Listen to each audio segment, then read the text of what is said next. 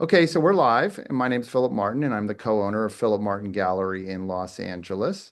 And I'm not in Los Angeles today because we are here in Berlin doing a gallery swap with Haverkampf Leistenschneider here in Charlottenburg, and having the opportunity to show works by Katy Cowan, who is an artist that I've been working with. We've been working together since 2014, so for quite some time. And about 3 years ago, Katie moved to Berlin. She has a super exciting practice, and it was a big, exciting moment for me to have the chance to come to Berlin to work with her on this project. So I'm just really thrilled. How you doing today, Katie? I'm great. It's good to be here and get a chance to talk about the work some more with you. Awesome.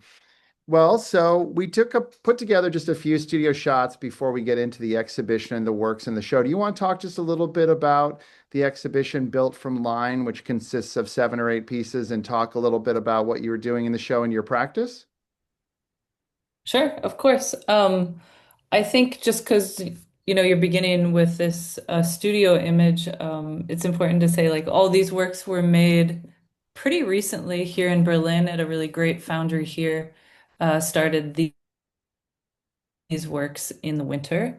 And these are all cast aluminum works that are painted with oil paint and spray paint and graphite, which is consistent with my practice for a while now. So for this particular body of work, I approached how to make the actual cast at the foundry a bit differently than I have with works people have probably seen in Los Angeles before. Mhm. Um, Previously, I was interested in casting like physical objects. And for this series, I made all the compositions out of wax. So I point that out to just say that they're like much more painterly and more interested in how an image or a composition can be built in like a painterly sensibility, but then of course translated into a sculptural object. Yeah. So that's kind of just pointing out like what you're seeing here are the casts as they came out in the foundry So yeah, do you before they want went to my to just studio. tell people quickly what the stages are in the casting process? So it's the lost wax process, and talk a little bit about how you go from actual object, perhaps to the wax cast, to then the final object that you're showing. Yeah, of course. So to make these pieces, so what you're seeing are the metal things that were cast from what I did. Hmm. So I went into the foundry actually with like some very kind of simple sketches that were gesture studies of different figures around Berlin. So again, quick kind of references to figures that I was like, okay, how can I bring this into a metal surface? And when So I you took say those drawings. when you say figures, you're referring to all the incredible sculptures that are here, whether those are sculptures that are, say, perhaps something that's in the West German, what the former West German part, but then of course there's incredible Soviet era East German sculptures on the East German part, and then of course the museums here, the paintings in the museums and all the sculptural collections, given that Berlin is actually kind of where the birth of the modern art museum is in many senses of the word, and those collections go back 200 years or more. There's so many ways to see figures here, and I didn't, not to interrupt, but just kind of to I give know. that It's additional true. context. So, Yeah, it's yeah. no, it's fun to talk about, especially because you've been around it the Mm. past few weeks a lot more. Yeah. Yeah, there's a massive presence of figurative sculpture here, and not just in the museums, but the museums are like obviously so rich with all that context, Yeah. just sculpture, but in paintings as well. But then there's like all these public sculptures that are just like a daily part of life here in the Yeah. parks as Yeah. monuments, as Yeah. things that aren't totally there anymore. Yeah. So a lot of kind of fragmented imagery Yeah. in sculptural form, Yeah. which I got really interested in once I got here. Yeah. That just really struck me.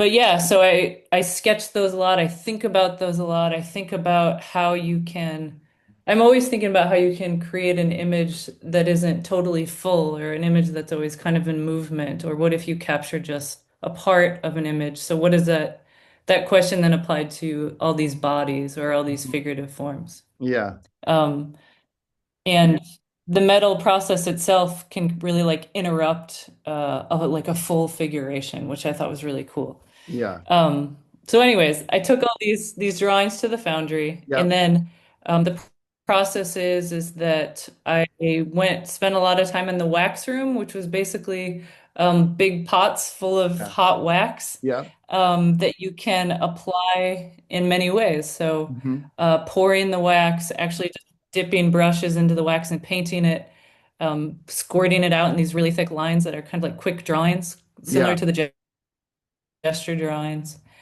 Uh, did all those wax things and compiled them together to make these drawing slash painting yep, slash sculpture things yeah.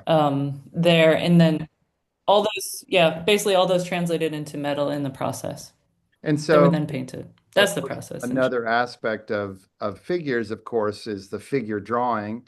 And as the title of your show is built from line. So perhaps you're suggesting that that a figure drawing, something built from line, is here then built into a form that then you cast, and then once appears in metal, then you paint it, and it kind of becomes this other thing. Is that resonate?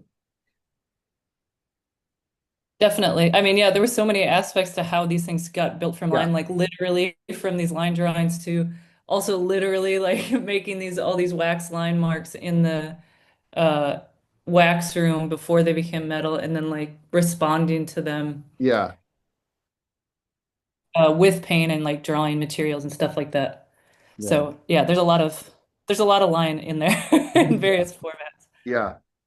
Well, it's an interesting thing because, what we're sort of looking at here is the object has it has sort of these blobby kind of shapes that are perhaps residue of paint being squeezed or something like that. It's also got drawn line and color. Mhm. Yeah, there's a lot of different ways that line kind of comes out in that way. Actually, it's like a big physical chunky thing, or Yeah, just kind of pulling out the surface qualities of the objects themselves. So yeah. yeah.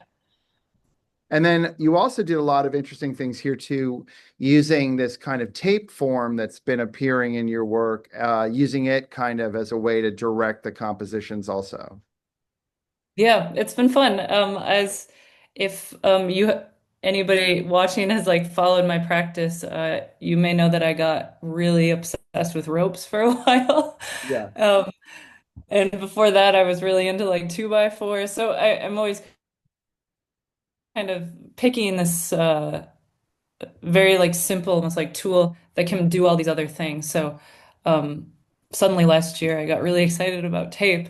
But because it has all these capacities in the way ropes did for me, which is that, I, the tape is obviously this very functional thing we use, especially in the studio, the blue tape, mhm. to hold things up or mask stuff off or whatever.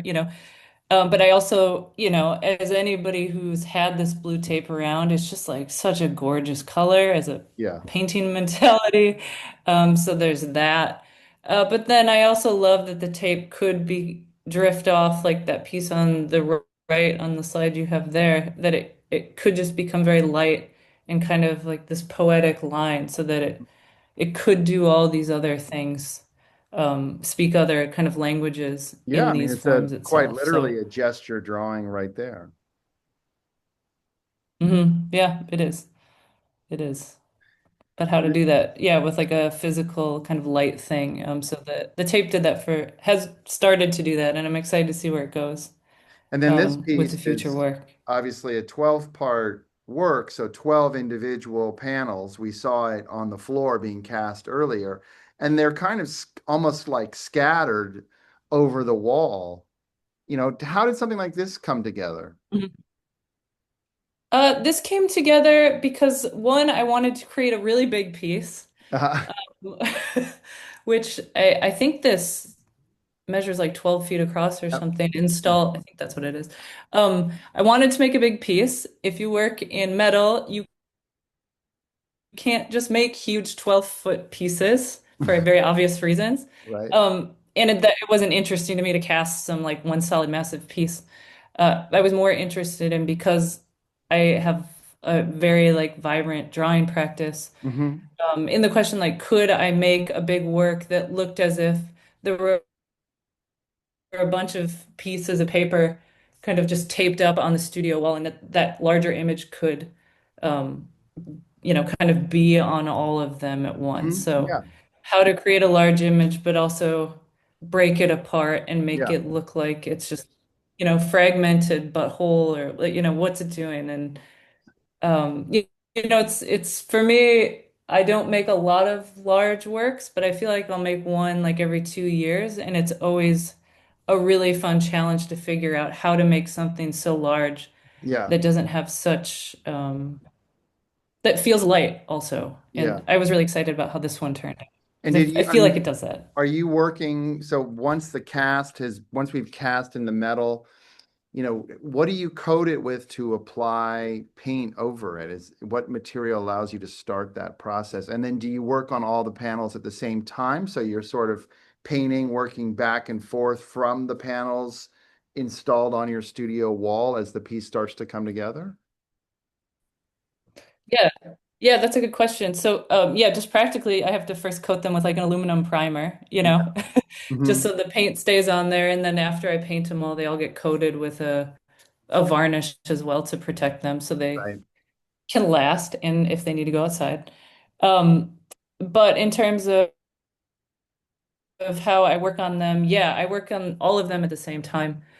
Because I figure out something in one piece and then realize that can work in another piece. And I would love to be someone who could work on one at a time, but that just is, not a possibility for Well, me. it also might be hard to even build the overall composition that you describe, where you have these 12 things appearing to form one image. It seemed like maybe you'd Yeah. work back and forth as that sense of that image kind of declared itself.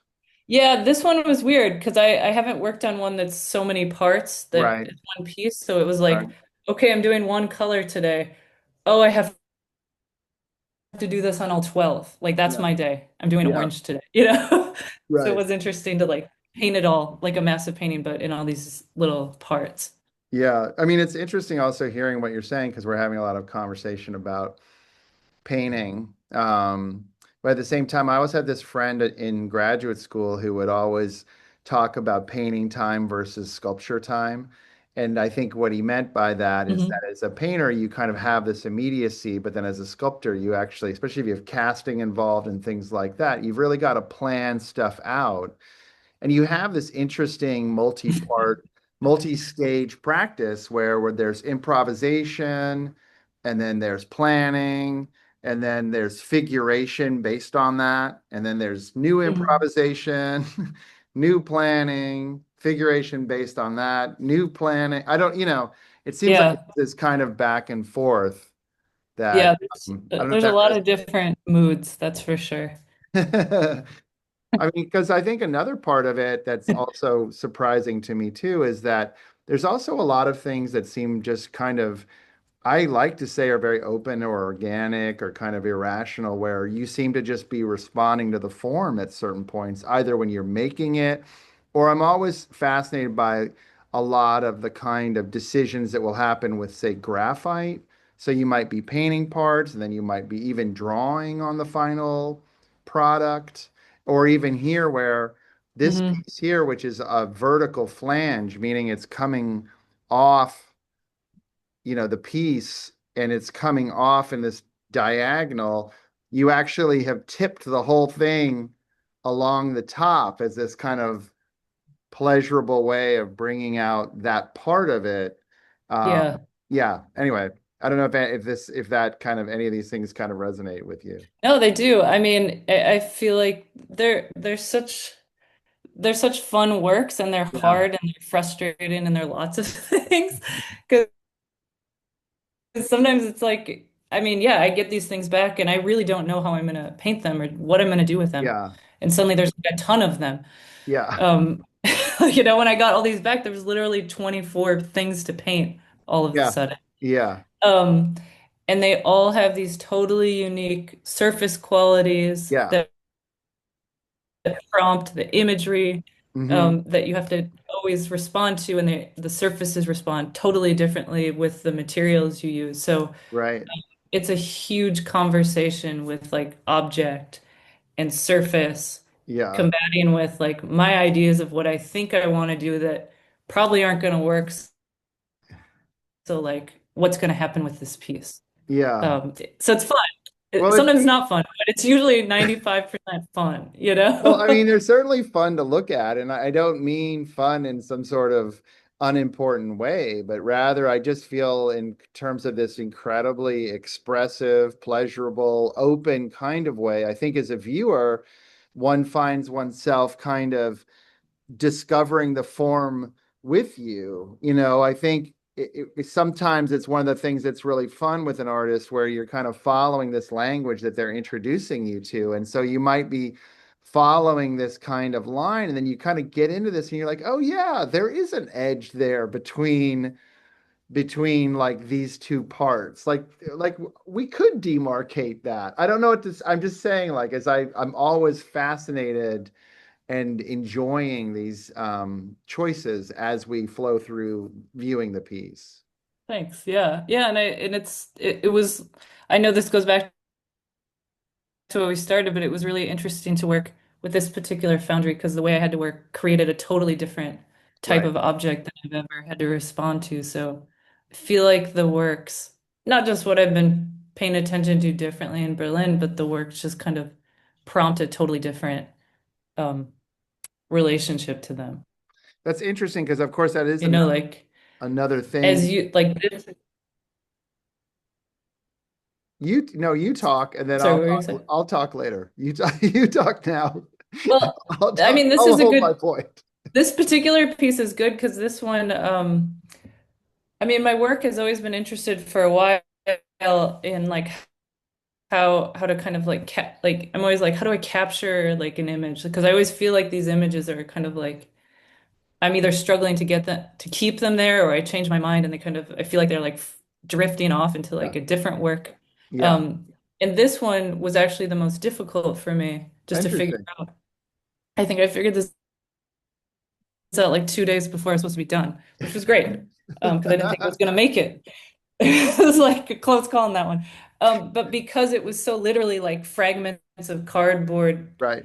I taped onto cardboard that was cast. So I'm Yeah. like painting these fragments, a really fragmented composition that really felt like it was trying to, like in my mind, like escape just like getting some sort of resolution. Yeah. But I feel like that one has the most kind of attention to like this struggle that happens when painting or when sculpting when you're trying to sort of fix an image Yeah. and how we work on it to try and fix these images that are anything but fixed, you know? Yeah. So Well, I that mean, I that think was a good one. you get into these interesting points too, where like this part, you're dealing with literal edge. And then even to the point here where the tape is really actually coming out from the surface, this is Yeah. kind of literal edge, but then this is like depicted tape or depicted edge. So there's a lot of interesting different interactions of things working with one another that it's that are all working formally and make a kind of intuitive sense, but then are kind of interesting because they're not kind of doing what they're supposed to do representationally, but yet they're holding together all the different kinds of indexical and iconic representations that are happening in the work, which I find Yeah. really fascinating. It's just there's Yeah. And pleasure. I think that's where like the is it a painting, is it a sculpture Right. question that people are always asking me. Like that's when it's fun when it collides because it's like it feels like the like this one's kind of fighting with like the illusionary qualities Yeah. of painting, but then it's like fighting with the sculptural Yeah. categorization because it's like way more painterly looking or something. Right. So it's it's a good confusion. Well, also, I mean, they're inherently totally non-objective in terms of how you look at them. They don't really have any clear feeling they function like an abstraction, but then you Mhm. immediately recognize all the terms by which you're being led to it being an abstraction. So it's kind of like we've learned to not see brushstrokes almost to some degree, or not see certain terms of a painting. You might look at a Franz Klein and like, I don't know if that's a good example, but you might look at an abstract painting and really be into like the opticality of the abstraction, or you might look at the minimalism of Donald Judd and it's as if his language of how he made the thing is actually invisible to you because you're kind Hmm. of told not to see it. Instead, you're supposed to see the minimalism of it. And I feel like your works kind of have this Yeah. insistence because of their physicality on all these terms that make them, and there's a kind of incommensurability of them flipping around. But really, it's all happening within the just enjoyment of the object and this kind of back and forth that's going on. It all feels very natural and very open in this really enjoyable way. I don't know if that resonates, but those are some of the things I think about. Yeah, no, that definitely does. Yeah. It's fun to think about. Well, I It's also like think about forcing you to see the brush. Well, I also think about people like Linda Benglis who are very free in what they do, and also people like Jasper Johns who kind of, when they see a visual trick, they're going to enjoy that with you. Both of those artists kind of are like going to do that. And I think that that's something really interesting. This is a great one too, because I mean, there's all this drawing on it, all this rendering. I mean, they're just great. Yeah, Like, and this one I should have taken an image of it in the studio because I this one was like 10 different layers of wax that were like spread out in the foundry room that I then had to like all bring together. meaning So that all the blobs were separate and then you assembled them together? yeah, yeah. So even like every brush stroke was a separate thing that it just literally got collaged like with wax. Well, there's So it's definitely some like funny to take a moments. painting and like break it apart, bring it back together. Well, Yeah, it's a that also then kind of gets you into those funny moments. My favorite Lichtensteins are obvious, or well, not obviously, but obvious those to me brush stroke ones. are the abstractions, which are Yeah, so those are great. I mean, they're like the best, and I love that idea. So you're saying, so is it possible that you could put what is a brushstroke, so to speak, on one of the surfaces? Could it have ended up on a different piece? Or did you yeah, kind definitely. of, oh, really? So it's that open. You're like, oh, I Yeah. have this cast brushstroke element. What am I going to do with it? Yeah, it's weird. So it's like you're like constructing a painting of with these like weird physical wax It's so awesome. I love it works. so much. And so, Yeah, it's and so, funny. so it's like almost like Mr. Potato Head painting or something like that in this weird Yeah, way. I guess so. That's Yeah, I didn't think of awesome. it I that think way. that's so spectacularly I awesome. mean, I think the people at the foundry were like, what is she making over there? You know, because it's just like piles of brush marks. Well, I did like the point where you were talking about your collaboration with them, and there was this collaboration that was kind of happening at a distance. And then at a certain point, they were like, just come to the foundry, just come and Yeah. do all the work here. Yeah, which was wonderful because And so you had that opportunity to just kind of be there doing it rather than having a more distant process that could potentially happen. yeah, it was really generous of them because they let me come for like 2 months straight Yeah, and just work on site, which was I've never had an experience like that. So I just yeah, all questions were answered really quickly and just learning from that environment.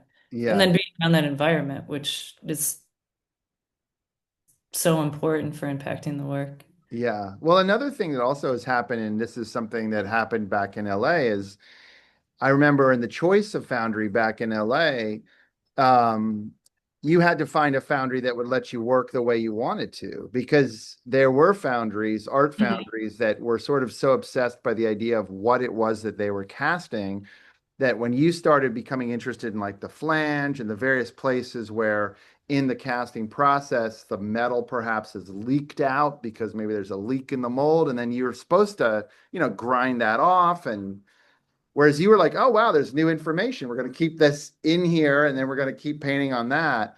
It seemed like there was an Yeah, interesting point finding a foundry that was open to being very organic in the casting process. Because you it's true. describe Yeah. building up this wax, but then of course through the casting process, it's changing too. So you don't necessarily know what it's going to look like when it comes out. I mean, you might have an idea, but it Yeah, can change a little bit. definitely. Yeah, with my works, I never really totally know. And it's Yeah. so important to find a foundry that's willing to do that. But then just like a good place. Like you have Yeah. to work with good people. That is so important, I think, to making any work. Yeah. Whether it's in a foundry or ceramic studio or, you know, the paint store you go to, like, I don't know. I think it's really important Yeah. This is a to great piece too, have good because it's a relationships with kind of people. diptych, but it's not like it's a diptych where the two parts go together. You kind of inherently know it's like two parts of the same thing, but you don't know how those. I love this piece. It's fantastic. Yeah, they don't match up. No, they That's don't. for sure.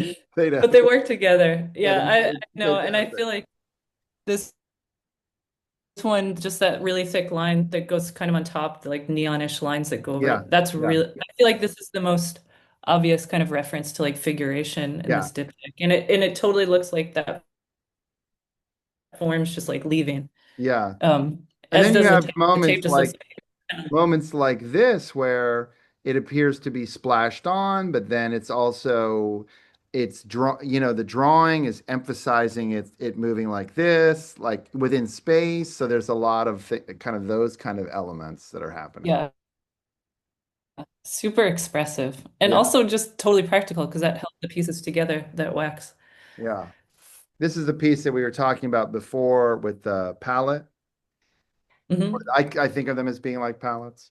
They were, yeah, these were just my painting palettes from the studio that I took and just cast into metal, Yeah. um, to then paint like my palettes again, which is kind of like a stupid It's, process in a way, it's so right? great. It's so great. Um, but yeah, this one was really exciting for me because I really wanted that tape to just look so light and Yeah. easy. And actually, this was one of the most difficult pieces to figure out, just like making it Yeah.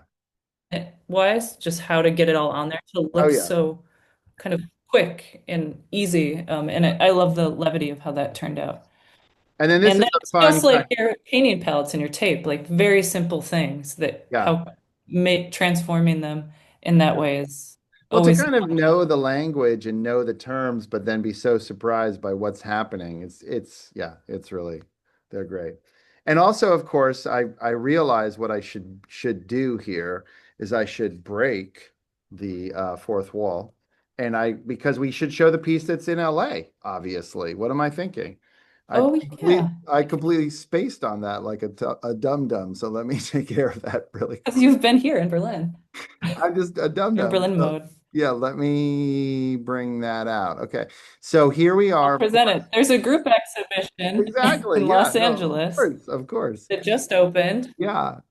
a So few days ago. exactly. So for anyone who wants to come see Katie's work in LA, you're absolutely, completely, and totally welcome to do that. Um, and we have a party for the artists on let's see, August 9th. So I expect everyone to come. Let's bring those pictures in real quick too. All right, so we'll go back to the full screen. Okay, cool. Um, so this is a piece that's a freestanding sculpture. This is a group show called Times Arrow, and it's Rima Galoom, Tomry Dodge, Tim Garwood, Pam Jordan, Christy Matson, and yourself. And so it was an opportunity to show this freestanding sculpture, which I also just wanted to give people a chance to see because we're kind of getting here towards the end of the webinar. And this is a piece that, as I understand it, you made. Did you make it at Goat Rock by up by Jenner? Is it sort of a reference to the I ocean? didn't make it there. No, it's definitely inspired by, yeah, like Northern California, north of Berkeley landscape. I didn't make it there. No, that would be too hard for me. But I made it when we lived in Berkeley. But in the same way, you've responded to sort of these, Soviet era sculptures here in a park. Here we're kind of looking at the sunset. We're maybe looking at the waves coming back onto the beach. We're maybe looking at maybe there's seaweed and that kind of thing in this piece. Yeah, it's a complete response to like the environment Yeah. that I was living in Northern California, which, as Philip just described. Yeah. Obviously the ocean is there, the mountainscapes, just and the color palette too. Yeah. It's fun to see these again because I'm like, wow, the color palette of Northern California is so Yeah. different I, compared to I the color palette here in Berlin, I was which is thinking very about that. good. I was like, is it the light of our shots that makes it look this way? It just has this No, it's just beautiful tawny color that I really like. yeah, yeah. It's got that like kind of subtle glow that I think is really particular to that part of California. Yeah. And then of But course it has this sort of feeling of, as I say, like the ocean and then back and then the where the two meet, almost like one of those Gustave Le mhm. Gray photographs from the 1900s that were like two plates. It has Yeah. that feeling. Well, we're kind of reaching the end here of the webinar. Is there anything that we haven't talked about that you want to talk about? I don't think so. I think we kind of covered lot of ground. Okay. And yeah, if Well, hopefully there's this anything, hopefully people, if you have a chance, tomorrow's the last day. But then the show in LA is open now and it's on view through September. Um, it's been a little, I'm just glad that Berlin gave us the opportunity to hear an accordion player playing the Godfather theme. I feel like that's extremely authentic, at least for this I didn't know about neighborhood. that. I think I hear that at Not least surprising. 20 times a day. Um, but it's a great song. Yeah. So thank you so much for doing this with me. I really appreciate it. Hope you have a great weekend. Yeah. Take care. Okay. I'll see you later. All right. Call us Bye, if you have everybody. any questions, everybody. Just feel free to write. Thanks so much for doing this, Katie. And yeah, I hope everyone has a great weekend. All right. Talk to you later. Bye. Okay.